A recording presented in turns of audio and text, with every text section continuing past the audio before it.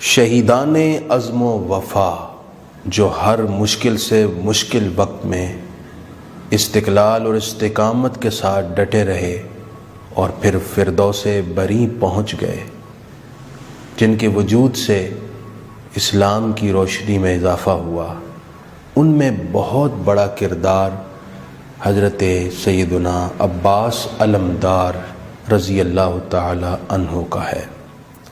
آپ باب مدینۃ العلم حضرت سیدنا علی مرتضیٰ کرم اللہ تعالی وجہہ الکریم کے فرزند جلیل ہیں، جو کہ حضرت سیدہ ام البنین رضی اللہ تعالی عنہ جو مولا علی کی اہلیہ محترمہ ہیں، ان سے پیدا ہوئے۔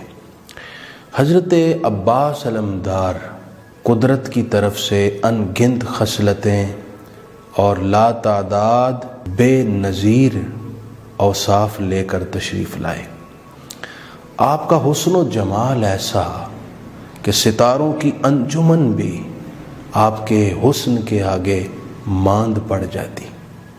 اسی وجہ سے آپ کو قمر بنی ہاشم یعنی بنی ہاشم کا چاند کہا جاتا ہے۔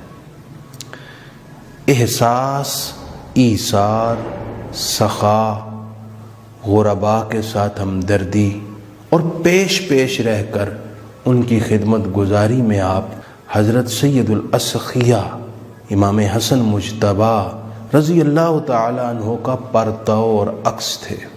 اسی وجہ سے آپ کو باب الحوائج بھی کہا جاتا ہے، اور اصحاب بصیرت اور اہل نظر یہ کہتے ہیں کہ آپ صرف دنیا میں ظاہری حیات میں ہی دوسروں کی حاجت روائی نہیں فرماتے تھے، بلکہ بعد از وصال بھی آج تک آپ حاجت روائی اور دوسروں کی مشکل کشائی فرما رہے ہیں۔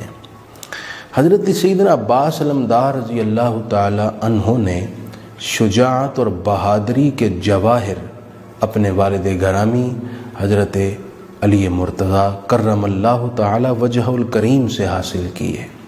یہی وجہ ہے کہ کربلا جیسے قیامت خیز اور دل دوز واقعہ میں آپ ثابت قدم رہے اور ہر مشکل سے مشکل لمحے میں آپ سینہ سپر اور پیش پیش رہے۔ آپ کو اپنے برادران حضرت سیدنا امام حسین رضی اللہ تعالیٰ عنہ اور سیدنا امام حسن مجتبی رضی اللہ تعالیٰ عنہ سے بہت محبت تھی۔ باوجود اس کے کہ رشتے کے اعتبار سے آپ بھائی ہیں، مگر ان برادران کے احترام میں کبھی آپ نے انہیں بھائی نہیں کہا۔ آپ فرماتے تھے کہ میں بیٹا ہوں ام البنین کا، اور وہ دونوں شہزادگان ہیں، شہزادی رسول ملکہ فردوس بری حضرت سیدہ فاطمہ زہرا سلام اللہ علیہا کے، تو کہاں میری والدہ اور کہاں ملکہ فردوس بری۔ آپ یہ سوچ کر ان کو بھائی نہیں کہتے تھے، لیکن اس کے باوجود وفا کا یہ عالم تھا۔ حضرت عباس کا جب بھی نام لیا جائے فوراً ذہن میں جو لفظ آتا ہے وہ وفا ہے۔ اس وجہ سے آپ کو اہل محبت شہنشاہ وفا بھی کہتے ہیں۔ حضرت عباس رضی اللہ تعالیٰ عنہ نے اپنے بھائیوں سے خوب وفا کی۔ عمومی طور پر معاشرے میں دو ایسے بھائی جن دونوں کے والد ایک ہوں لیکن مائیں مختلف ہوں، ان کے درمیان ایک کھچاؤ اور ایک دوری ہوتی ہے، لیکن یہ وہ واحد گھرانہ ہے جہاں پر دوری کا تصور بھی نہیں، قرب کا یہ عالم کہ حضرت عباس علمدار نے نہ صرف خود بلکہ اپنے تینوں بھائیوں سمیت جانیں فدا کر دی امام حسین پر، اور آپ کی والدہ ماجدہ حضرت سیدہ ام البنین رضی اللہ عنہ اپنے آپ کو سیدہ فاطمہ کی کنیز کہا کرتی تھی۔ باوجود اس کے کہ آپ بھی مولا علی کی اہلیہ ہیں، لیکن کنیز فاطمہ کہلانے میں وہ راحت، تسکین اور خوشی محسوس کرتی۔ میدان کربلا میں جب شب عاشور کو امام حسین رضی اللہ تعالیٰ عنہ نے بتیاں بند کروا کر، لائٹس آف کروا کر کہا تھا میں کسی سے شکوہ نہیں کروں گا، میری خاطر جانیں داؤ پر مت لگاؤ اور پلٹ جاؤ۔ پھر آپ عبادت میں مشغول ہو گئے، صبح روشنی ہوئی، سارے وہاں بیٹھے تھے، اور سب سے پہلے حضرت عباس نے یہ جواب دیا اور کہا کہ اے بھائی، ہم نے اس زندگی کا کیا کرنا ہے جو ہمیں اپنے آقا حضرت حسین کو کربلا میں تنہا چھوڑنے کے نتیجے میں ملی ہو؟ بھلا وہ بھی کوئی زندگی ہوگی جب دنیا کہے گی یہ وہ ہیں جو حسین کو کربلا میں تنہا چھوڑ گئے تھے؟ بھائی ہم یہ نہیں کر سکتے، ہمارے آقا ہم یہ نہیں کر سکتے۔